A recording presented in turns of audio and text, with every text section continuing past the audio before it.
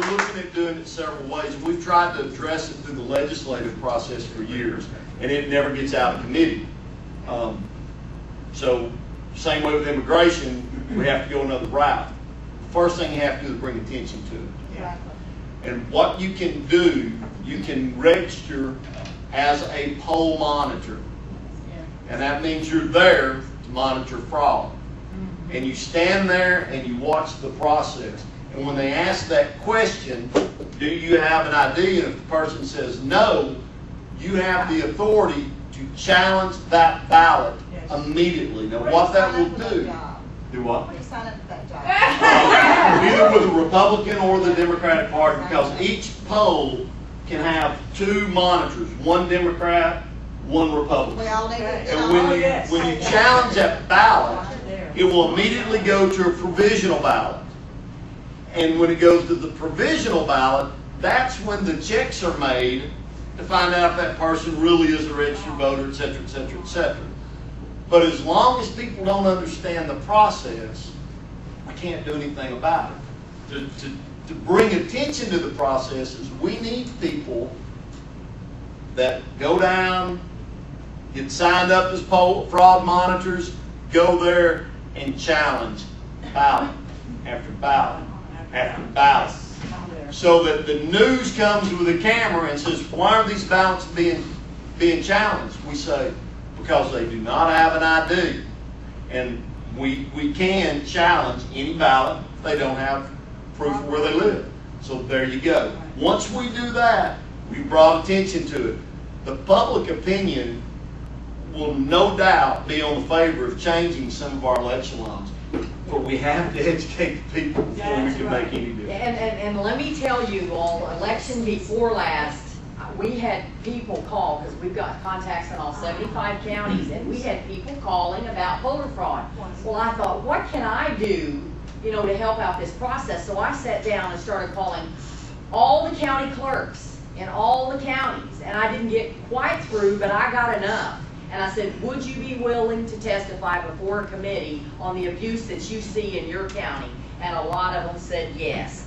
So when this was brought up legislatively, I testified, gave their names, and said this is what's going on in counties. So yes, we do have proof there is voter fraud going on here in the state of Arkansas, and people willing to testify for it. So, we've got a lot to clean up here, everyone. Do the candidates have priority in placing those people in polling places? Or if they are putting them there for monitoring purposes, does that take up the allotment of space for people doing that? In other words, if a candidate puts somebody into a polling place monitoring what's going on there as a mechanism to... There can only, my understanding when I did it the last presidential election, is that there can only be one fraud monitor representing each party on the ballot. So the precinct I was at, I was the only one there. The Democrat Party did not have a fraud monitor at that precinct. Did they call that? Yes, it's a poll watcher, poll monitor.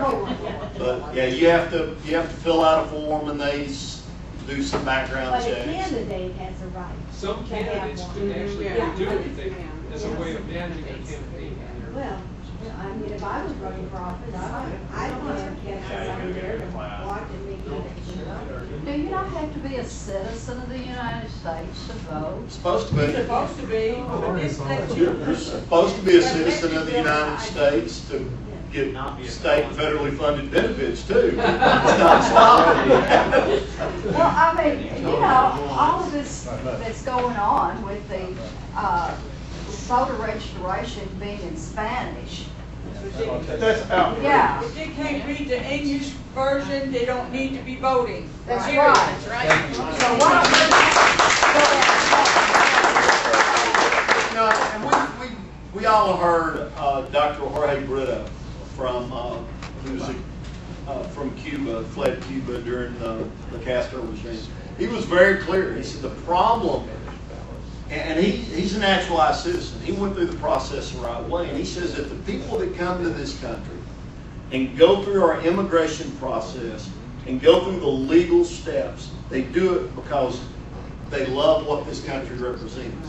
They do it because they respect our culture. They do it because they want to be a part of the American dream. The people that come here illegally don't respect our culture. They don't respect our laws. They don't want to be a part of the American dream. They want to take advantage of a system, of the opportunity. And the people that we want here, and immigration is a great thing.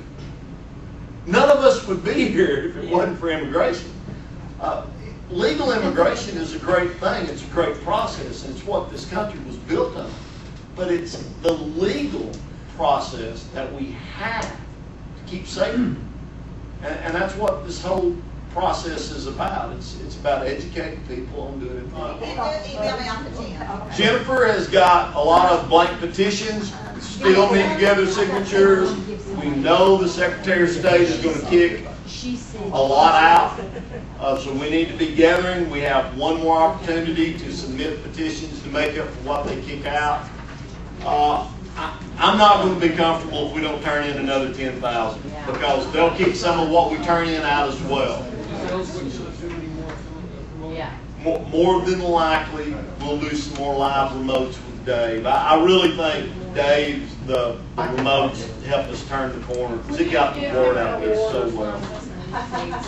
Yeah, we need, what we need to do is get Dave Ellswick syndicated in other stations statewide. His voice is only being heard right here in the central Arkansas part of the state. We need Dave's show statewide because he is the real conservative mouthpiece of the state of Arkansas right now. And the ball's in motion. We're trying to make that happen. They're trying to make that happen. I'm no part of it unless they need to shout from a megaphone. I can do that. We need a business location that's on a big main drag that can give you telephone service. We need that exposure, like where it's very busy, like a Lowe's or Home Depot or something like that. Yeah, the most, and you have to be thinking about places for a remote. The most successful remote we had was the one at Herzog's in Cabot. Now, Michael was there with me, Gabrielle was there with me. The reason that was so successful, the Johnsons were there, is it was a main thoroughfare through there. And we always had at least two people on the street, one waving a Secure Arkansas sign, pointing, holding up clipboards with the petition on it, and one holding a Stop Immigration sign. Now, we got over 350 signatures at that one location. And I'm telling you, if everybody that would give us the thumbs up and honk their horns would have stopped and signed, we would have got our 77,000 that day. It was unreal. I'm like, quit giving me the thumbs up. Quit throwing your